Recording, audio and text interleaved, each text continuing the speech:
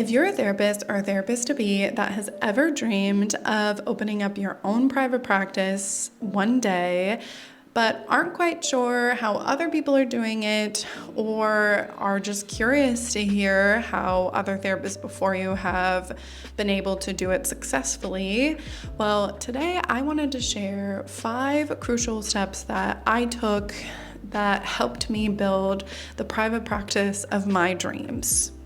Hi, I'm Dr. Annie, and I am a licensed clinical psychologist and a traveling therapist. Ever since I was in my doctorate program, I knew I was destined for private practice.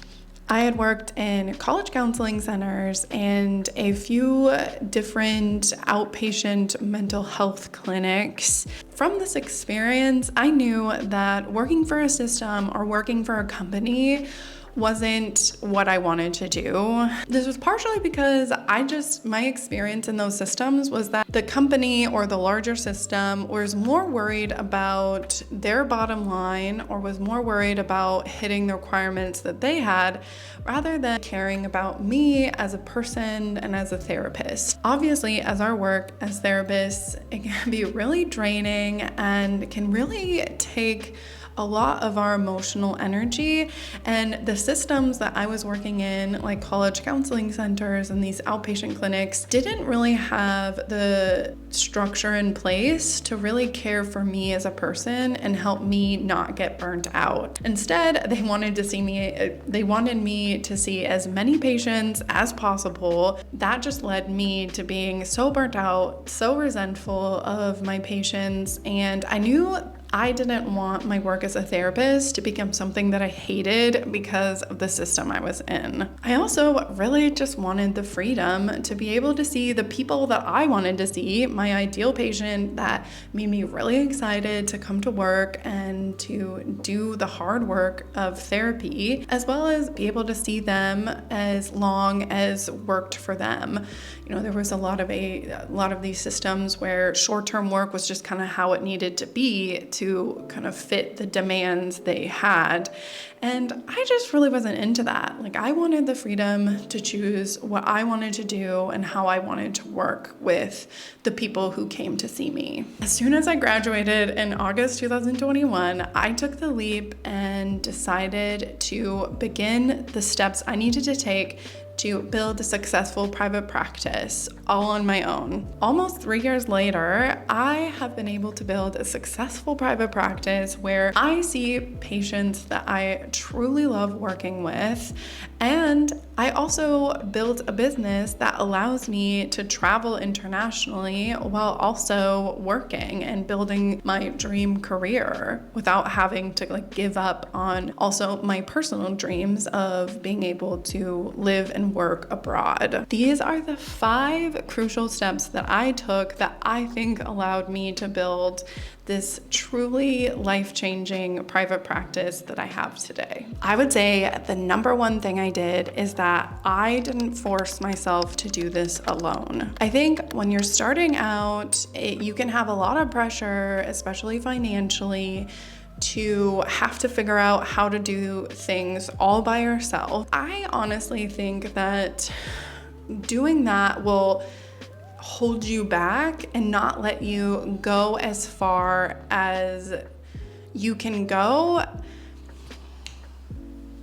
And I think doing that can really limit how far you can go in a shorter time frame. In all of these steps that I'm going to give you, I reached out and either purchased a program or I did consultation with whoever was offering the service that I was using, because I knew that I didn't want to have to go it alone, that I knew that I was going to need support.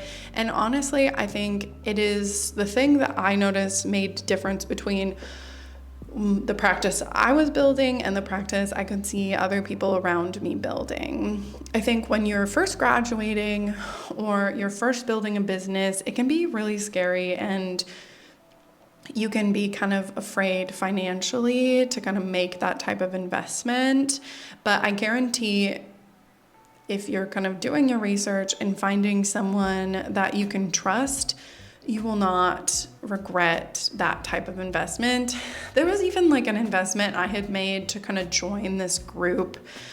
And ultimately, I didn't necessarily get as much value out of the group, but I wouldn't say that I regret having invested in being able to do this like group coaching, even though it wasn't like exactly right for me, because it still helped me connect and still kind of see other like-minded therapists trying to do the same thing.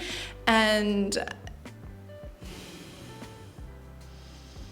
I think that kind of even just doing the action of investing in myself, even if it didn't work out, it still helped me learn, okay, well, now I know this isn't the type of program that is for me. I know I need a little bit different kind of help. And so even if it doesn't necessarily work out, it still can contribute to your growth as a business person. Obviously, we learn a lot about therapy in therapy programs, but you don't learn a lot about running a business or marketing. And so it doesn't really make sense to try and force yourself to learn and do it all on your own. The second thing that I did was I built a killer website and invested so much time and energy into this website. I swear I spent probably over 100 hours building out my first private practice website. It was something that I researched a lot, but was something that I realized was just really important in today's day and age. Like, as a therapist, as a business owner, I should say, you need a website. You need something where people can go, where they can learn about you, they can see what you're about and what you have to offer, and they can really get a chance to see if your services are what they want to invest their time and money into. And so what I did was, I don't know how I necessarily found these people, but I think I did a lot of research on Google, but also I looked on things like Instagram, and I was able to find a business called Hold Space Creative, which was someone who was a therapist before became a website developer, and she had a lot of information on her website about how to tailor your website to be able to attract your ideal therapy patient. I bought a few different products from her, but the main product that I got that I continued using was a website template. Now, if you've ever done anything remotely close to developing a website, you will know that it is a lot of work. And even just the design elements are a lot of work. And I didn't really like any of the Squarespace templates. And I'm also not someone who is like the most like design friendly or like the most like artistic person. And so I invested, I think like $300 or $400 into this template from Hold Space Creative. It was really beautiful. She had the pages that I needed for therapy, and she also had kind of a design layout that I thought was really nice. And so I purchased that and built my website design off of this template. The second thing that I invested in for having a killer website was the website copy. Obviously, the website copy is so important because that's what is going to help convince someone that you're the therapist that they need to see. So I ended up stumbling upon something called like the Walker strategy. I think that's what it is. And it's a woman who owns this marketing business for therapists, and her bread and butter is website copy. And so she had a kind of free training on how to write really great copy for your therapy website. And I ended up deciding to purchase her DIY therapist formula, which essentially she kind of had a course where she was talking through the different things you needed for your page, how to write the copy, and she had like templates where you could fill in the blanks for your ideal patient. Like if you're someone who works with trauma, you can put in the pain points of your ideal trauma patient, or someone like me, who was really doing like anxiety and codependency and perfectionism and self-esteem, I would be able to kind of plug in the pain points for my ideal patient. And she kind of had all the different steps for the entire page. And she had several different pages that she included, like the home page, the about page, the specialty pages, and the contact page. And honestly, I would say that was the best investment that I could have made. Like, her templates were really, really phenomenal. Like, I think it really helped me put the copy on my website that I needed to really attract the people that I wanted to see. And I would say, like, the most important thing that I think from all the research and just my personal experience that really helps attract who you want is to get very detailed and very specific about the pain points of the person you want to see. Because there are so many people that have reached out to me and have said, like, I felt like you were talking directly to me, like I could tell you really understand what I was going through, and I wouldn't have been able to do that if I hadn't invested in that course and kind of followed her template, because she is honestly just like really great at that. And it really helped me be able to formulate my thoughts in a way that kind of helped people know that I was the therapist for them. And then lastly for my website is I went and got professional photos done for my website. And I would say this was really nerve-wracking. Like, not many people probably like to be professionally photoed if it's not something they do all the time, especially as women. Like, it can be really nerve-wracking. But I would say, like, I think it really elevated my website, and it's something that I did like very early on. Like, you know, as I was building my private practice and building my website, I knew I wanted professional photos done just to help elevate my practice and let prospective patients know that I was serious and professional, and that, yeah, to just give them a feel that they could trust me, and that what I'm offering them, or what I could potentially offer them, is a high value product. But I would definitely say overall that to not skimp on marketing as you're building your private practice. We don't learn a lot about it in your therapy programs. I would say it's like probably the number one thing you need to build a successful practice. And there's so much psychology that goes behind it too. But it's definitely something worth investing in. Third thing I did was I invested in SEO. Now, I would say this almost goes hand in hand with building a website. But if you want people to find your website, you need to invest in SEO. And what SEO is, it's search engine optimization, and it's essentially doing all the things you need to do to help Google rank your website higher. So for example, when people search anxiety therapist, Arlington, Virginia, my website will rank on the first page so people can find me on Google. And what I did with this is I actually invested in consulting with Christy Platinga at Therapy SEO. At the time, it was just her, and so she offered kind of one-on-one consulting sessions that went along with this course that she had developed about like all these steps you needed to take to optimize your website and your website copy for SEO. So it was kind of like a DIY, but with support. So she wasn't doing the SEO work for me, but her and I met 6 times,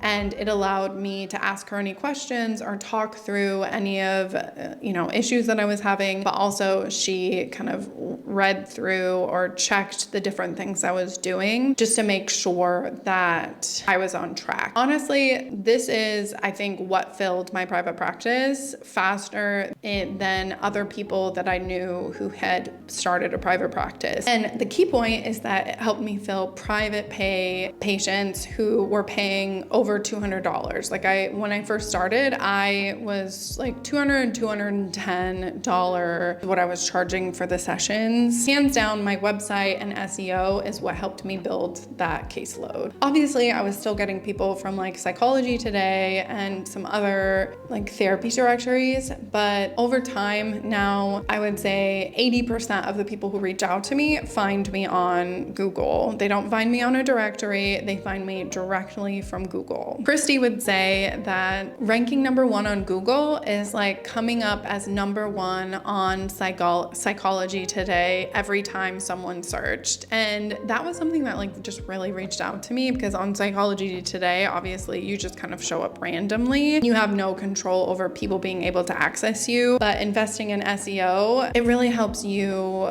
get to the people that you want to help. Someone who wants freedom and you don't want to necessarily always have to be doing one-on-one marketing or relying on someone else to think of you, investing in SEO is your perfect solution. And why I would say you need to invest in it from the beginning is because it's something that does take time to develop. I did it from the beginning, like even before I started my private practice, like I was working with Christy, and obviously as I opened my private practice, I was still kind of working on it. But even from the beginning, like I was having people reach out to me because they did a Google search and they found me. And so it's something that can take time, but the sooner you do it, the sooner you're going to have results. The fourth thing that I did to build a successful private practice was that I immediately went private pay, and I had a really strong cancellation policy. Why I think these two things are really a crucial part of building my private practice was that I knew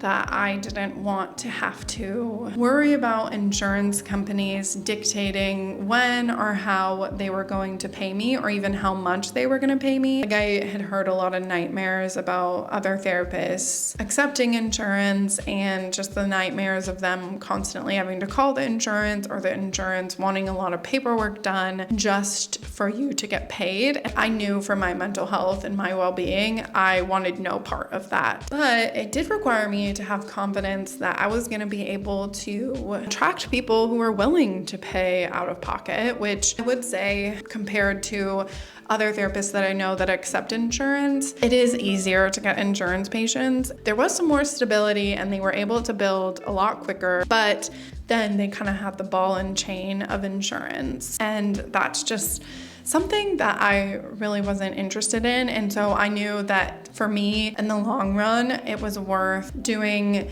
the painful, slow growth of building a private pay practice. And it did take longer, but now I can see less patients than my colleagues who have insurance-based practices. They have to see more people and work more hours to make the amount of money that I can make in a shorter amount of time seeing less patients. And so it does take longer, but in the long run, it really will help you not, build a practice that is sustainable and won't leave you feeling burnt out. And I would say being a therapist is really hard. And there is an important element of feeling like your time is valued and respected. And money is a very important part of that. I think obviously everyone has their own money beliefs. And so if you're someone who kind of has a lot of imposter syndrome or has a lot of guilt around people paying, that I think is something definitely worth really working on so that you can kind of build a private practice that you're getting paid for the services you're offering. Because for you to be able to do this long term, I think that's like a really important part of being able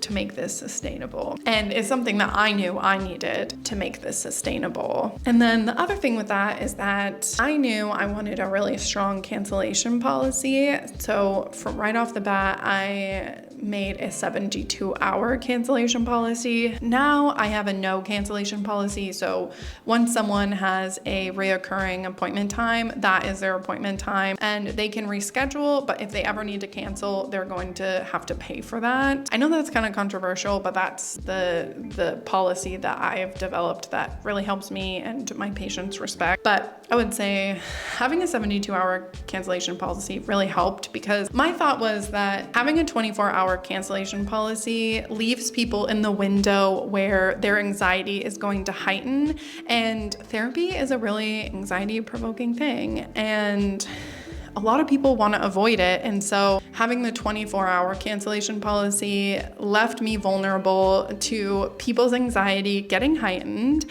and them deciding, okay, I don't want to go. And so deciding that something else was more important for them. And so they needed to email me and cancel right before the 24-hour cancellation policy. I wasn't really interested in that. And so I came up with the 72-hour cancellation policy. And honestly, I would say a lot of my cancellations really declined. And because I was working for someone who, before I opened my private practice, I was working for someone else and they had a 24-hour cancellation policy, and I felt like people would cancel a lot during that. But then when I switched to my own private practice and I had the 72-hour cancellation policy, I saw a lot fewer cancellations, which obviously helped my bottom line, because when people are canceling, that is like an hour I'm getting paid less for. And so having a stricter policy just helped me feel more respected and helped me kind of feel more secure in being able to make the money I needed that month. And so I would say it really helped me kind of, especially at the beginning stages of my practice. The fifth crucial step that I took was that I had other income while I was growing my private practice. So when I first started,